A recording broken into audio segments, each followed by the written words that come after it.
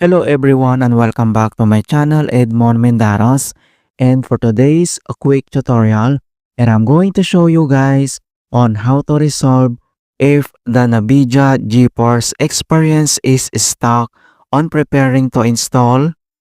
So GeForce Experience is the software for optimizing game performance and upgrading video drivers provided by NVIDIA.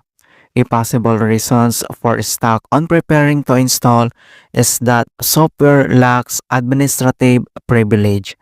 Kung paano ba natin ito i-fix, and without further ado, and let's go ahead. So the first solutions we will do is to update NVIDIA driver on device manager. Kung paano ba yan natin gawin, all you have to do is to open up on a search menu. And dito sa search for apps, so kailangan mo lang i-type dito yung device manager, and then i-click mo lang dito yung open. And once na-open mo na itong device manager, ang next step ay kailangan mo lang i-select dito yung display adapters, and then i-select mo lang dito yung NVIDIA driver. So i-click mo lang yung arrow na yan para mag-expand, and then i-select mo lang dito yung NVIDIA driver para ma-update. So select and right click, and then i-tap mo lang tong update a driver. And then may dalawang option dito na pwede nating i-select, like search automatically for drivers and then browse my computer. And then itap mo lang tong search automatically, so click mo lang yan and wait natin. And then the best drivers for your device are already installed.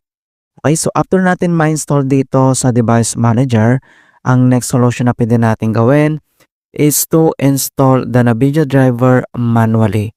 Kung paano ba yan natin gawin, all you have to do is to open up on web browser, and then kailangan mo lang i-locate dito yung official website of NVIDIA for downloading. Alright, so once nandito ka na sa NVIDIA homepage, ang next step ay dito lang sa manual driver mga kaibigan. So makikita mo dito yung manual driver search. So dito yung select product category, so click mo lang yung arrow na yan, and then select mo lang dito yung GeForce.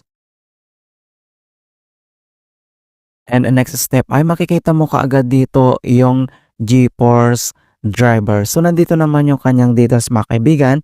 So dito sa right side ay select ka lang dito kung ano yung gusto mong i-download or install na GeForce driver. Alright, so ipalo lang dito ang step-by-step procedure. And then after dito, and dito lang sa start menu, and kailangan mo lang mag-restart. Okay, click mo lang yan. Alright, so ganoon lang po kasimple on how to fix NVIDIA GeForce Experience is stuck on preparing to install. And please don't forget to like this video, subscribe to my channel for more quality content. Thank you guys, and see you in my next tutorial.